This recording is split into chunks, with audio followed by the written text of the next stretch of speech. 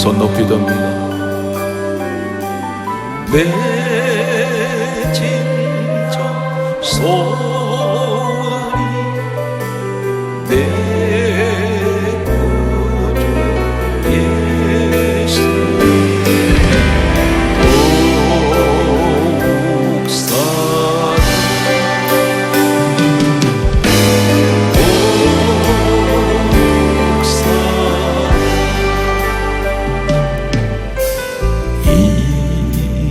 전낸 세상 나 기뻐서도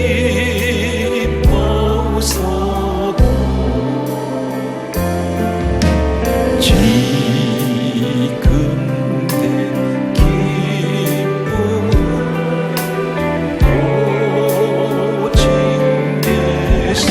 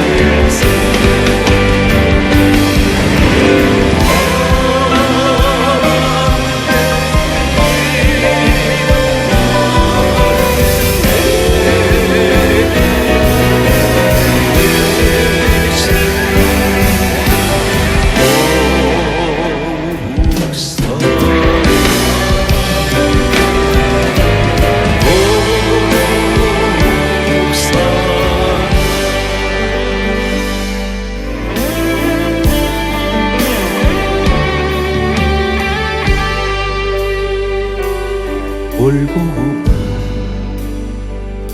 이 세상 길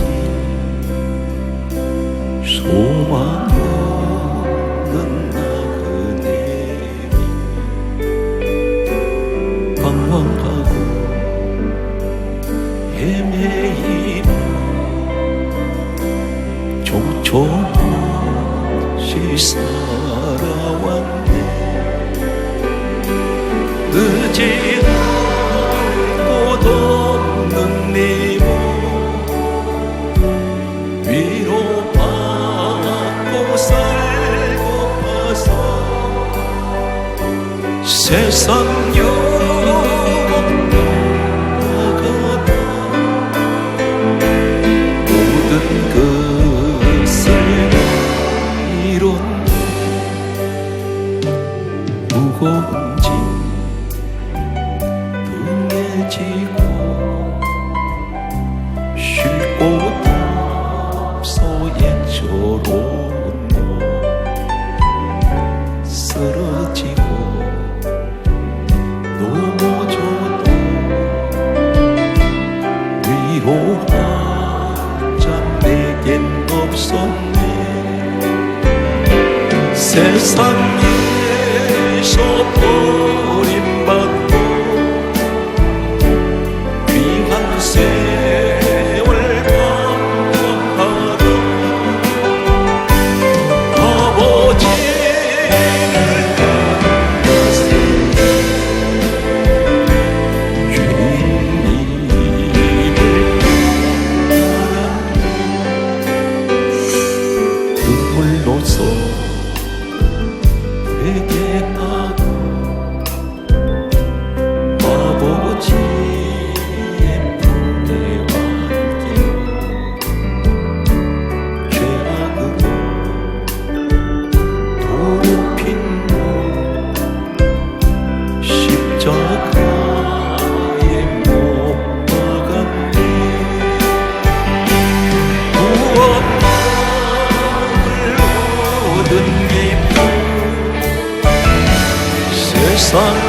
세상에서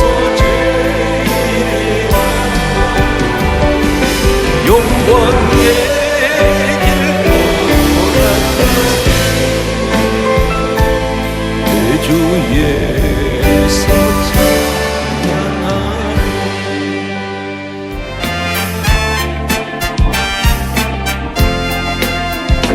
내 진정사모한 친구가 되신 구주 예수님은 아름다워 산 밑에 백합화에 빛나는 새벽별 주님 등은 갈길 아주 내 마음이 엎을 적에 큰 위로 되시니 외로울 때 좋은 친구 주는 저 산 밑에 백합 빛나는 새벽별 이 땅 위에 될 것이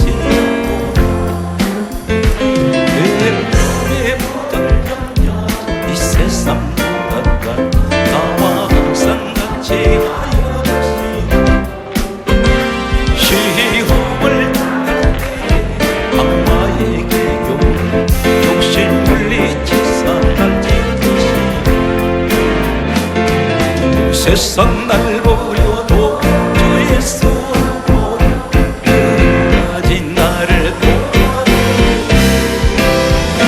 주는 저 산 밑에 백합 빛나는 새벽별 이 땅 위에 일 것이 내 마음을 다해서 주님을 따르며 길이 길이 나를 사랑하리 물불이 겹겹고 창몸이 걷고 주는 높은 산속 내방 되시오 내 영혼 먹이시는 그의 눈이요 나같이 주를 뵙기로 하리 주는 저 산 밑에 백합 빛나는 새벽별 이 땅 위에 내릴 것이요 오늘은 내 영혼 주가 임의 거라니 그 귀한 영생 소주여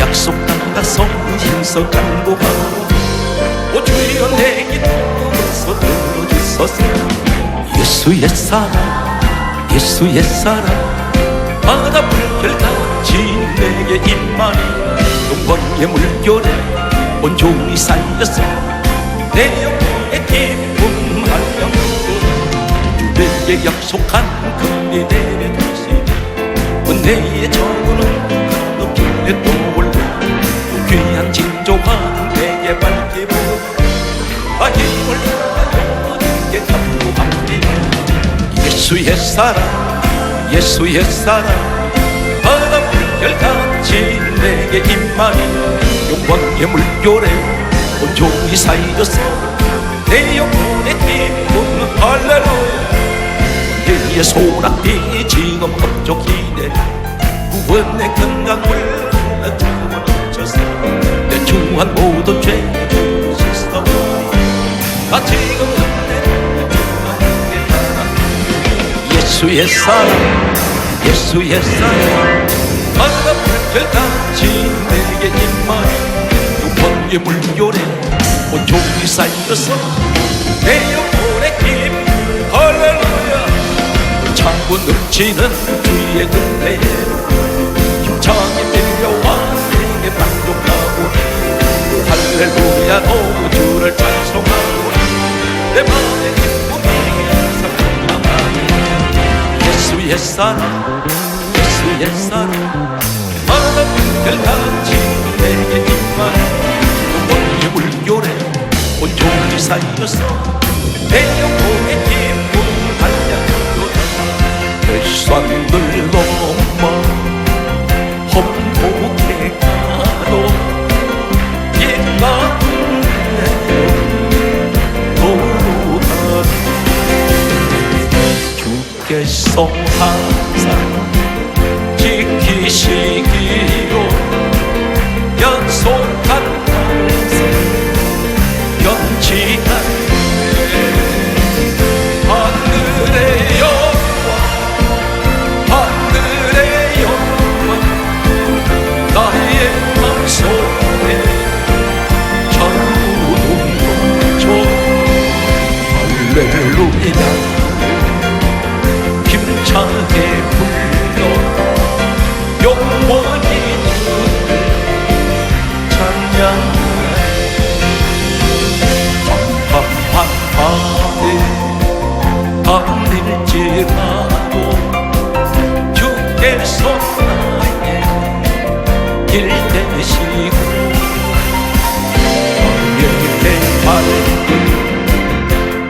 대신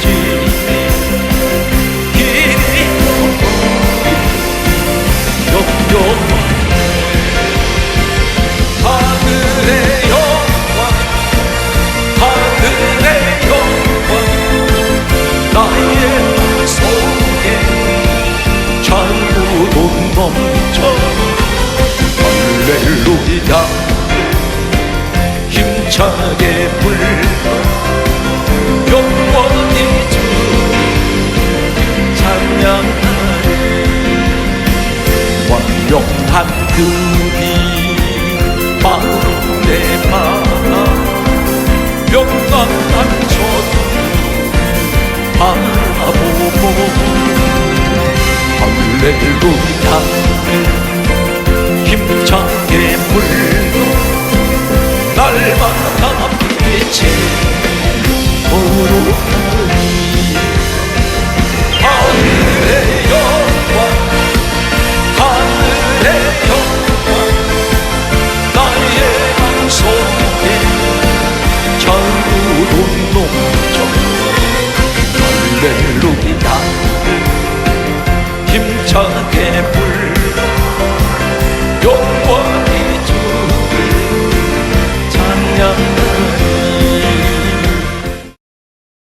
오늘 이 시간 말씀을 듣는 여러분 가운데 보면 신앙이 떨어진 분이 계세요. 그리고 믿음의 확신이 없는 분이 계시고 같은 믿음 안에 살면서도 슬픔과 걱정과 괴로움, 두려움 때문에 오늘 시간 그렇게 잡혀있는 분이 있습니다. 그래서 마음이 늘 무겁고 힘들고 교회를 다녀도 마치 발에 새우랑을 채우는 같이 한 발 한 발 내딛는 걸음이 대단히 무겁기만 합니다. 창사는 어떻게 감옥에 갇힌 그런 환경에 놓인 여러분들 가운데서 오늘 말씀을 들으면 어떤 일이 일어날까요? 우선 누가복음 24장 32절 말씀을 소개하고 넘어가겠습니다. 예수님께서 이제 십자가에서 죽으시고 무덤에 계시다가 사흘 만에 이제 부활하셨습니다. 그때에 엠마오로 두 사람이 내려가고 있습니다. 참고로 말씀드리면 예루살렘 성전은 높은 언덕에 있습니다. 엠마오는 예루살렘보다도 낮은 지대에 있습니다. 영적으로 보게 되면 믿음 안에 있는 사람이, 성전 사람이, 하나님의 사람이 신앙이 떨어져서 세상길로 내려가는 모습입니다. 그때에 성경이 강조하기를 두 사람이 슬픈 얼굴을 하고 내려가고 있습니다. 침울했습니다. 왜 그러냐면 33세 청년 예수님께서 그렇게 기대하고 따랐는데 허무하게 돌아가셨습니다. 이 사람들은 낙심하고 좌절했습니다. 그때에 예수님께서 부활하신 우리 주님이 이들 가운데 나타나셨습니다. 두 사람은 눈이 가리워져서 예수님인 줄 알아보지 못했습니다. 그런데 이 사람들이 나중에 이렇게 말합니다. 우리를 길에서 성경을 풀어주실 때 우리 마음이 뜨겁지 아니하더냐. 슬픈 얼굴, 괴로움, 고통, 좌절, 낙심 가운데 있는 사람들에게 예수님께서는 엠마오의 두 제자에게 오셔서 내가 부활했다 말씀하지 않습니다. 너희들이 십자가에 죽었던 예수가, 너희들 보았던 그 예수가 내가 살아났다 말씀하지 않습니다. 한마디로 말씀드려서 성경을 풀어주세요.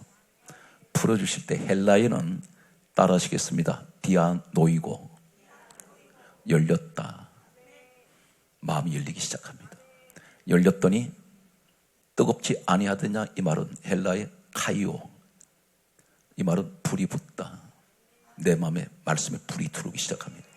그랬더니 세 가지 현상이 일어나요. 눈이 열려버립니다. 예수님을 알아봐요. 그리고 내려가던 신앙이 다시 올라갑니다. 그리고 예수님 부활 소식을 그들이 전합니다. 오늘 이 현장이 되시기 바랍니다. 그래서 사람의 소리 접어두고 오늘 말씀 전하는 주의 종의 어떤 인간의 감정이나 사적인 어떤 생각은 추워도 부르지 아니하고 이제 약 50분 가까이 성경을 하나하나 여러분에게 소개할 테니까 여러분들에게 주신 하나님의 말씀인 줄로 믿으시고 이 시간 약한 믿음을 강하게 가지십시오. 그래서 신앙생활은 가장 기본이고 가장 중요한 것이 생명이 무엇이냐면 강조합니다. 로마서 10장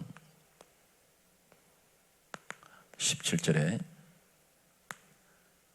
믿음은 들음에서 납니다. 들음은 그리스도의 말씀입니다. 믿음은 어디서 믿음이 생길까요? 말씀을 계속 듣는 중에. 그래서 기독교는 무슨 종교냐면 말씀 종교입니다. 왜 그렇습니까? 우리 하나님이 말씀이시기 때문입니다. 말씀은 하나님이십니다. 항상 우리가 빠뜨리지 말아야 될 것은 사도행전 10장 44절에는 반드시 꼭 기억하실 것은 성령님은 말씀 듣는 사람에게 내려오십니다. 다른 설명이 필요가 없어요. 어떤 방법으로도 이 말씀은 영원 불변의 진리입니다. 천지를 하나님 말씀으로 지으셨습니다. 오늘 이제 노아의 방주 이야기 8번째 말씀을 찾아갑니다. 창세기 7장 8절과 8장 20절 그리고 8장 21절을 소개합니다. 창세기 7장 8절 말씀에는 정결한 짐승, 부정한 짐승 두 종류가 방주에 같이 들어갔습니다. 하나님은 왜 정결한 짐승도 부정한 짐승도 같이 방주에 들어가게 하실까요? 나중에 이제 노아가 이 타고 있던 방주가 아라랏에 도착을 했습니다. 가장 먼저 나오자마자 한 것이 하나님 앞에 제사를 드리는데 지금으로 말씀드리면 예배입니다. 예배를 드릴 때에 성경은 8장 20절에 말씀하기를 정결한 짐승을 가지고 하나님 앞에 제물로 제사를 드렸습니다. 잘 이해가 되지 않는 한 부분이 있어요. 부정한 짐승이 죽어야 되는데 왜 깨끗한 정결한 짐승이 죽습니까? 오늘 그런데 정결한 짐승을 드렸더니 하나님께서 창세기 8장 21절에 이렇게 말씀합니다. 내가 다시는 땅을 저주하지 아니하리니. 하나님께서 이 제물을 받으셔요. 정결한 제물을 받으셨습니다. 이 내용은 무엇을 우리가 지금 말씀하고 있을까요? 수천 년 전에 노아의 이야기인데 지금 우리에게 무엇을 말씀합니까? 예수님께서 오셔서 하시는 말씀이 요한복음 5장 39절과 46절에 다음과 같은 말씀을 하십니다. 요한복음 5장 39절은 예수님이 친히 말씀하시기를 이 성경은 내게 대하여 정언하는 것이다. 오늘 창세기는 모세가 기록했습니다. 창세기에 기록된 이 방주 이야기. 그런데 예수님이 말씀하기를 요한복음 5장 46절은 모세가 기록한 이 창세기를 가리켜 모세는 내게 대하여 기록하였음이니라. 그 말씀입니다. 오늘 복음적으로 무엇을 얘기를 합니까? 부정한 짐승, 정결한 짐승 같은 방주 안에 있었는데 정결한 짐승이 죽었습니다. 하나님께 제물로 바쳐졌더니 하나님께서 그 제물을 받으시고 내가 다시는 땅을 저주하지 아니하리라. 부정한 자가 바로 우리를 말합니다. 정결한 제물은 예수님을 말씀합니다. 내가 죽어야 될 부정한 내가 정결하신 예수님이 대신 죽으셨습니다. 그래서 하나님은 오늘 정결한 이 제물을 받으시듯이 깨끗하시고 성결하고 순결하신 그리고 죄를 모르신 하나님의 독생자 예수 그리스도가 이 땅에 내려오셔서 죽으심으로 우리 인간의 모든 죄를 다 사해 주시고 깨끗게 해 주셨다는 사실입니다. 이제 한 패턴이 있습니다. 아담으로부터 시작되는 인류의 시작, 그리고 노아, 아브라함, 그 다음에 이삭, 그리고 야곱, 계속 내려오면 모세, 그리고 오늘 시간 관계 때문에 허락한 범위까지 내려가면 엘리야. 이 전체 각 시대에 새로 각자가 태어난 하나님 서시는 사람들 가운데 한결같은 공통점이 하나씩 흘러요. 그것이 전체적인 흐름이 계시록까지 계속됩니다. 그 대표적인 사건을 소개하겠습니다. 성경 말씀을 보게 되면 창세기 3장 21절, 그리고 2장 20절, 그리고 또 성경에 소개하고 있는 내용을 보게 되면 4장 4절, 히브리서 신약의 11장 4절을 소개합니다.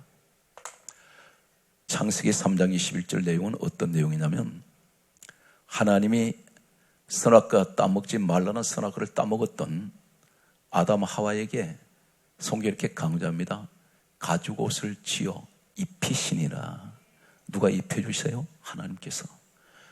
아담 하와가 자신이 입은 옷이 아니고 성경 강조합니다. 가죽 옷을 지어 입히시니라. 창세기 3장 21절에 소개되고 있습니다. 성경은 이렇게 기록되어 있습니다. 하나님께서 미리 말씀하시기를 너 선악과 먹지 말라. 먹는 날에는 정령 죽으리라 하셨습니다. 그런데 안 죽어요. 왜 안 죽었습니까? 가죽옷을 하나님 지어 입히시고 죽이지 않습니다. 죽을 죄인 살아났어요. 이 가죽옷은 어떤 한 희생 제물이 죽어서 나온 옷입니다. 이 옷은 피옷입니다. 이 제물 왜 죽었습니까? 아담 하와의 죄 때문에 죽은 희생 제물입니다. 이 옷을 입었는데 피옷을 입었습니다. 노아의 정결한 제물도 피가 있었고, 그 다음에 이 아담 하와에게도 가죽옷에도 피가 있습니다.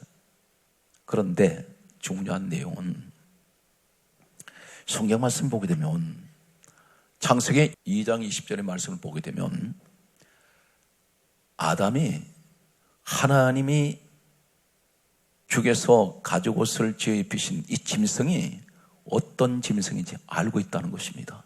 왜 그러냐면 창세기 2장 20절에 보면 아담이 모든 짐승들 이름을 지었습니다. 아담이 어떤 생각이 들었을까요?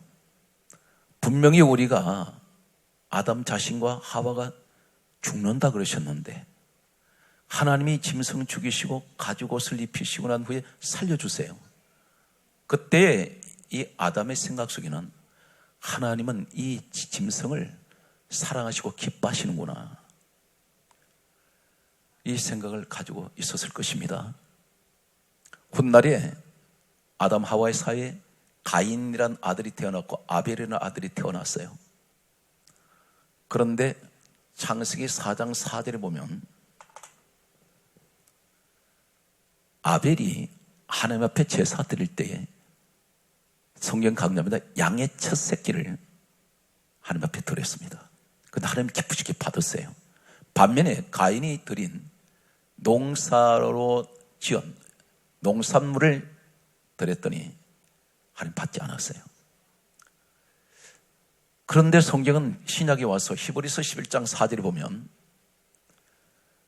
이 아벨을 가리켜 의로운 자라고 말합니다. 그러면서 뭐라고 말씀하시냐면 그 예물에 대하여 정언하는 것이다, 그렇게 말씀하세요.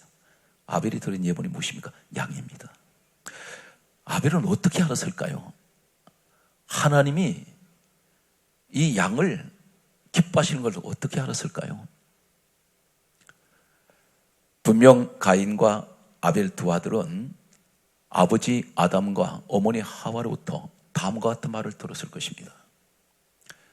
우리가 이 에덴 동산에 하나님께서는 모든 나무의 실과는 다 우리한테 주셨는데 선악을 알게 하는 나무의 실과 먹지 말라 했는데 우리가 하나님 말씀을 거역하고 그것을 우리가 따먹었는데, 정령 죽는다 그랬는데 하나님께서 한 짐승을 죽이고 가죽옷을 지어 입히시고는 우리 살려주셨다.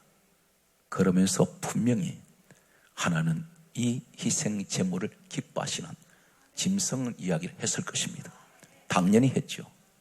두고두고 얘기했을 것입니다. 바로 가인이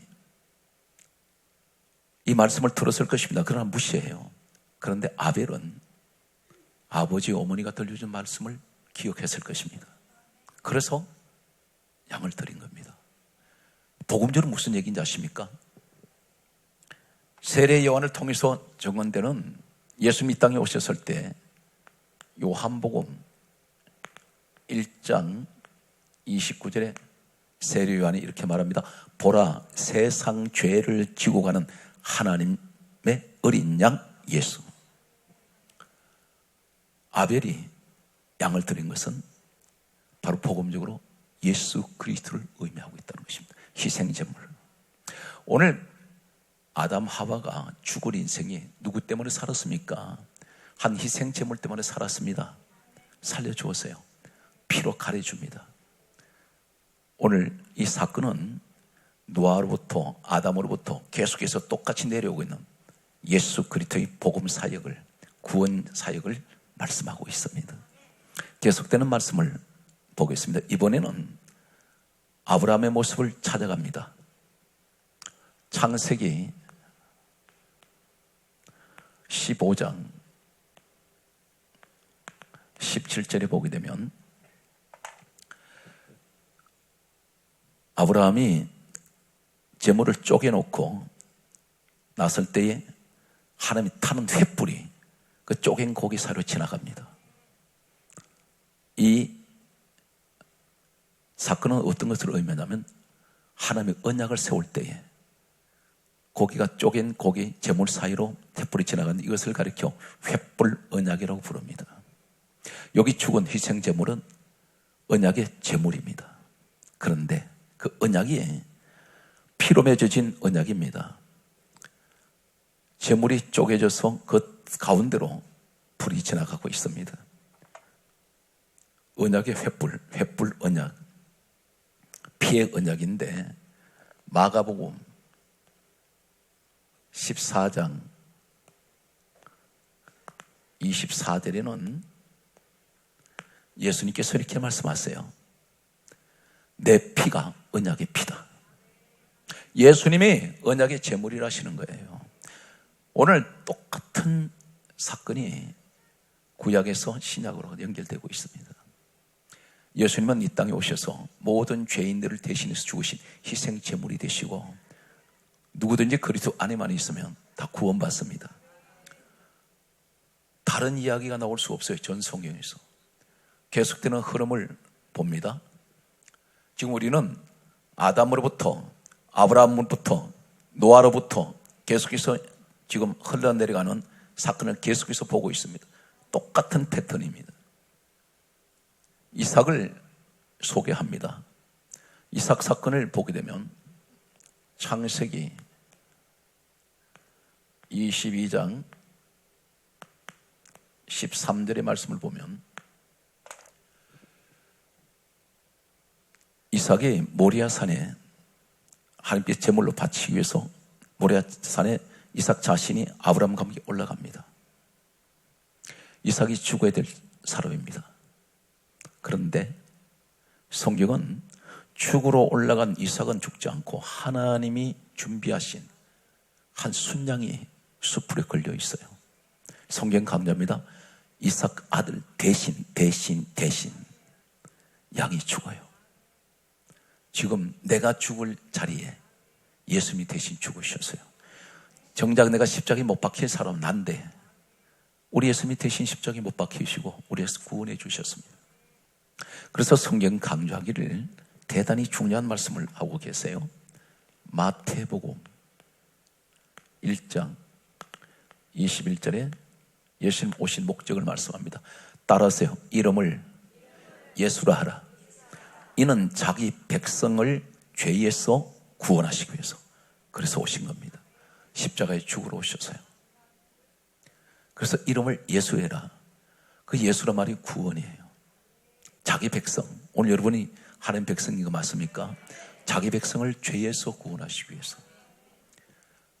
제가 어제 나주에서 집회 마치고 올라왔더니 약 한 2시, 오후 밤 2시 정도 됐어요. 그런데 말씀을 오늘 전해야 되는데 말씀을 받지 못했어요.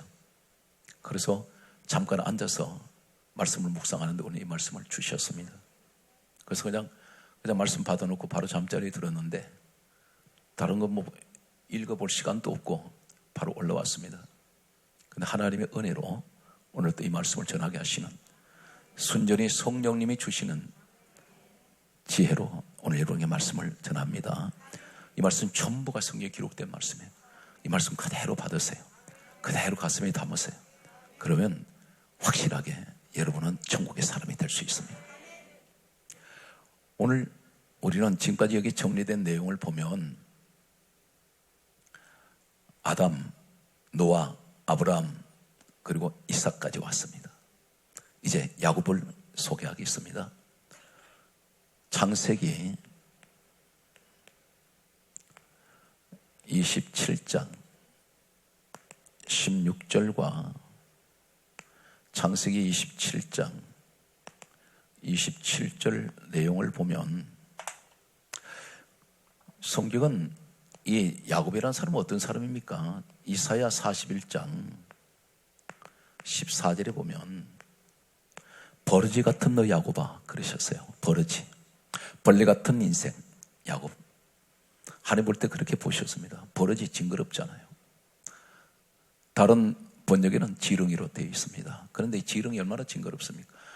그러니까 이 지렁이 같은 인생 살던 버러지 같은 인생이 야곱이었는데 이 사람이 하나님 축복을 하세요. 어떤 축복을 하냐면 창세기 27장 16절에 보면 가죽옷을 입습니다. 염소 가죽옷을 이제 손과 목에 이제 이 옷을 만들어서 입었어요.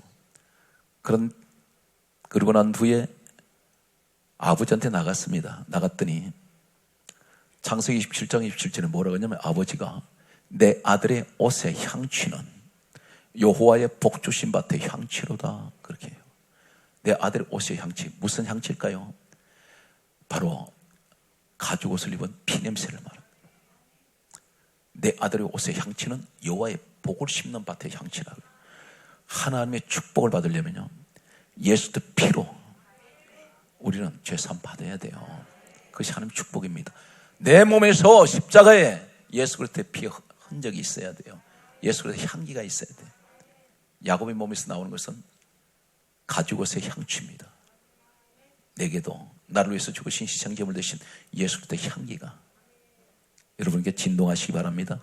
내 입에서 그 향기가 나와야 돼요. 무슨 향기입니까? 그것이 가는 곳마다 예수를 자랑하고 가는 곳마다 은혜의 이야기, 구원의 이야기, 죄사함 받은 이야기, 이런 이야기는 하나님을 기쁘시게 드리고 그분께 영광을 돌립니다. 그리고 전도할 때에 저 사람 다 그냥 꼭 어떻게 하든지 전도해서 교회 데려와야 되는데 그렇게 하지 않을지라도 전하기만 하세요. 그럼 반드시 그 사람 마음을 감동시키는 것은 우리 성령님이 하세요. 그리고 내 교회 꼭 거기다 데려갈 생각하지 말고 그분 가까운 곳에 건전한 교회에다가 그분을 인도해 주세요. 한국 교회는 교회가 똑같이 살아야 돼요. 그래야 이단들을 막아낼 수 있습니다. 너무 내 교회 찾지 마세요. 그것이 한국 교회에 한마디로 말해서 부흥을 가로막습니다. 자기 교회만 구원이 있다고 얘기하지 마시라고. 예수 그리스도 핏값으로 세우신 교회는 다 구원이 있습니다. 오늘 성경 말씀을 보면 계속해서 우리 여기까지 지금 내려오면서 지금 또 한 사람이 있습니다. 이스라엘 백성들이 430년 동안 애굽에서 노예 생활을 하다가 하나님의 은혜로 그들이 구원을 받을 때 총칼 가지고 싸워서 해방되지 않았습니다. 단 한 가지, 모세 시대에는 어떤 일이 있었나요? 출애굽기 12장 13절과 신약에 와서 고린도전서 5장 7절에 하나님께서 이렇게 말씀합니다. 누구든지 어느 집에든지 유월절 양의 피를 바른 집은 내가 피를 볼 때에, 따라서 피를 볼 때에 노희를 넘어가리니 재앙이 너에게 내려 멸하지 않는다. 사망이 안 들어가요. 그러면 각 집마다 유월절 양의 피를 발라놓으라 그랬습니다. 밖에다가. 안에다 바르는 게 아니에요. 밖에다 발라놓으면 하나님께서 사망 권세가 지나갈 때 유월절 양의 피가 발라진 이 집은 지나가 버려요. 그래서 패스오브. 6월이 오늘 재앙이 넘어갔다 그 뜻이에요.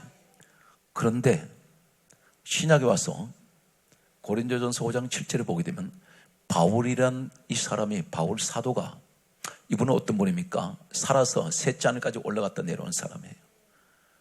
하늘나라를 체험한 사람이에요. 이분이 뭐라고 말합니까? 유월절 양은 예수 그리스도라고 말해요. 바로 모세 시대에 일어났던 유월절 양 사건이 바로 예수 그리스도를 복음적으로 말하고 있습니다. 다시 말해서 우리 가정에는 예수 그리스도의 보혈이 있습니다. 우리 교회는 예수 그리스도 핏값으로 세워진 교회입니다.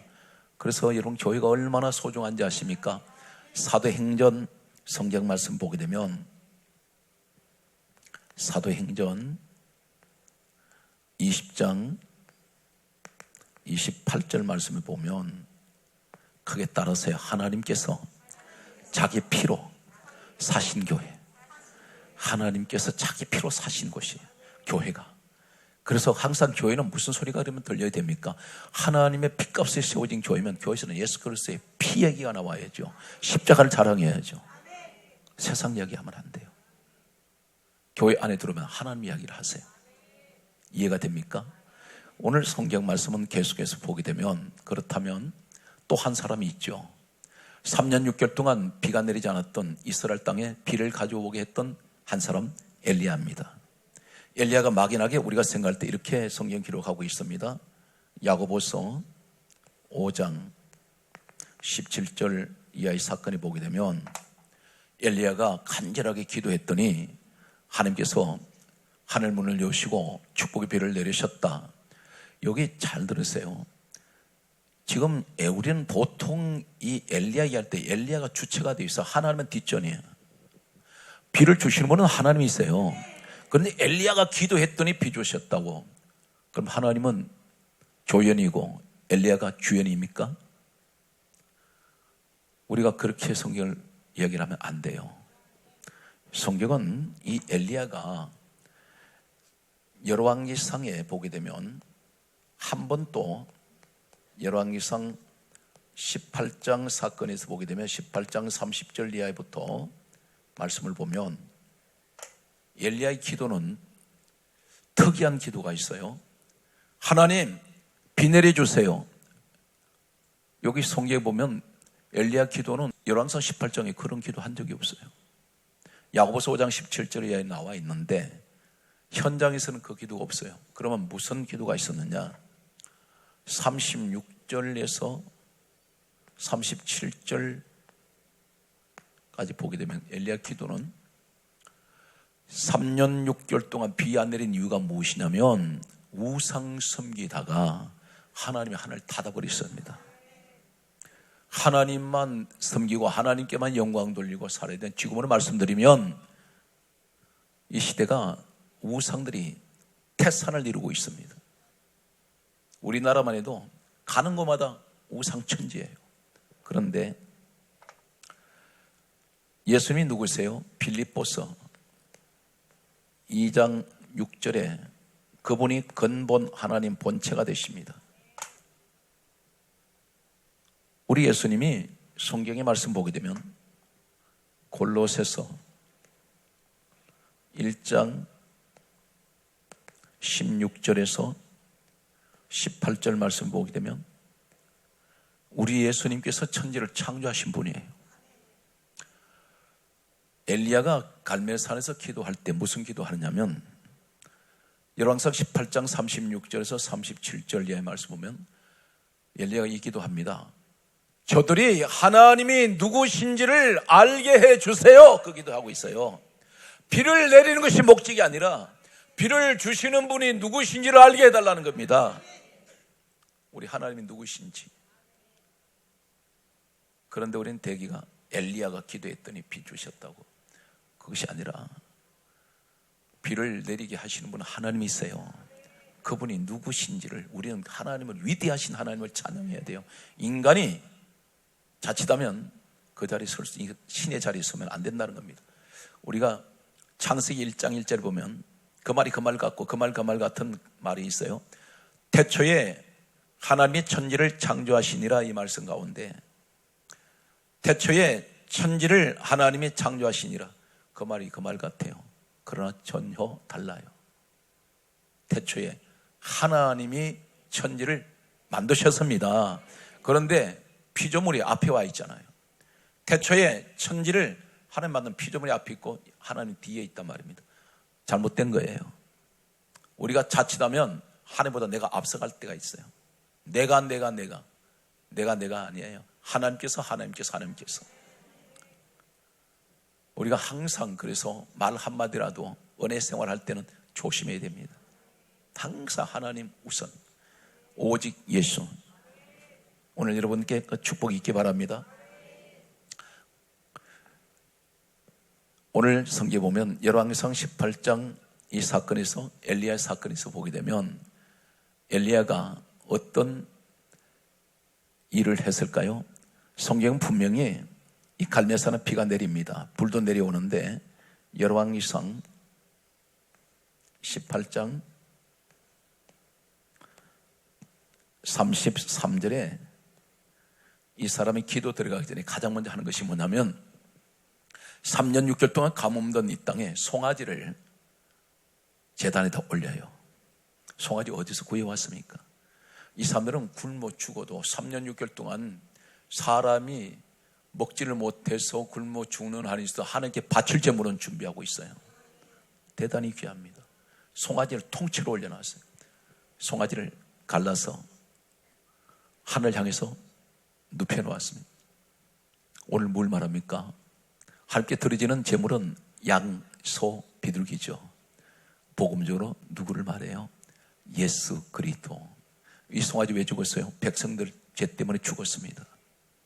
오늘 우리가 구원받고 오늘 이 자리까지 오기까지는, 앞으로 천국 가는 그 모든 것은 예수 그리스도로 말미암아 나는 구원받았고 제사함 받고 하나님 나라의 백성이 되었습니다. 이제 신약에 와서 10가지를 예수 피에 관하여 성경은 총체적으로 말씀하는 내용이 있어요. 오늘 여러분이 그 축복을 누리고 있다는 사실입니다. 실감하시기 바라요. 우리는 단순하게 예수 피로 제사함 받았다 이렇게 해버리면 더 이상 어떤 의미가 없어요. 그런데 10가지를 구체적으로 말씀하는 내용이 있습니다. 첫 번째는 요한복음 6장 54절에 따라서요, 예수 피로 거기에서 영생의 복을 받았습니다. 예수 피는 영생이에요. 그래서 영원한 생명이 우리에게 주셨단 말입니다. 누구 때문에? 예수 그리스도로 말미암아. 항상 이 확신을 가지고 계셔야 돼요. 그래서 우리는 천국 가는 거예요. 로마서 5장 9절에 거기에 따르시겠습니다. 예수 그리스도 피로 거기 하세요. 나는 의로운 사람이 되었습니다. 성경 분명히 말씀하세요. 예수 피로 의롭다라고 인정해 주세요. 나는 분명 죄인인데 하나님은 예수 그리스도 피로 말미암아 내가 예수 그리스도 안에 있고 예수 그리스도 피로 죄사함 받았더니 하나님 나보고 그러세요. 너 의로운 자야.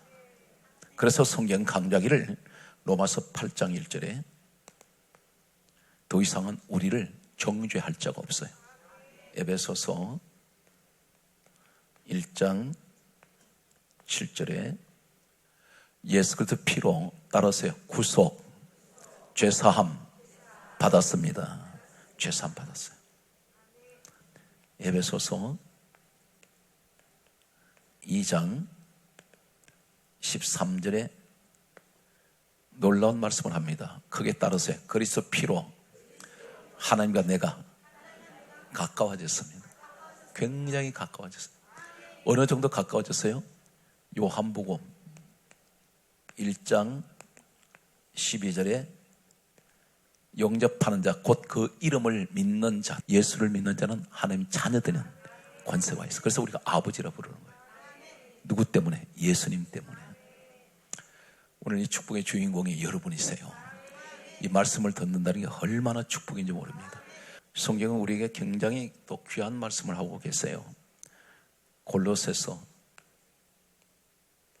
1장 20절의 말씀을 보게 되면 따라하십시오. 십자가의 피로 하나님과 내가 화평하게 되셨습니다. 화평을 이루셨어요. 예수님이 십자가의 피로. 성경이 이렇게 분명히 정언하고 있습니다. 하나님과 화평하게 되었습니다. 그래서 어느 정도로 하나님께서 기뻐하시냐면 예수님이 친히 가르쳐 주셨어요. 무엇이든지 믿고 구하는 것은 받은 줄로 믿으라. 그런데 내 이름으로 구하면 다 이루어진다 그래요. 예수 이름으로. 그래서 주의 이름을 부르는 자는 반드시 구원을 받고 기쁨이 있습니다. 성경은 또 이렇게 강조하고 있습니다. 베드로전서 1장 19절에 크게 따라서요. 그리스도의 피는 우리의 보배니라. 항상 보배를 가슴에 품으세요. 그래서 늘 신앙 고백을 하셔야 돼요. 입으로 시인하여 구원에 이르기 때문에 늘 내가 주님 앞에 사랑 고백을 하셔야 돼요. 그리고 고백할 때, 기도할 때마다 하나님, 우리 주님의 피로 보혈로 내가 죄 사함 받게 해주셔서 감사합니다. 하나님 자녀 되게 해주셔서 감사합니다. 오늘 내가 주님 앞에 기도할 때 우리 주님 반드시 내 기도 들어주실 줄 믿습니다. 성경 강조하고 있기 때문에 그 말씀을 꼭 기억을 하세요. 우리 주님이 말씀하시기를 무엇이든지 믿고 구하면 반드시 이루어진다 했기 때문에 이 시간 그 믿음을 가지고 구합니다. 주님 도와주세요. 기도하세요. 그럼 반드시 이루어질 줄 확신합니다.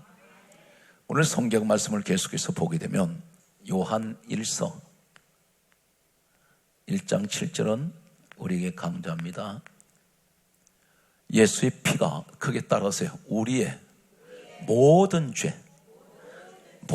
죄를 깨끗하게 하시나니라. 모든 죄가 포함되어 있어요.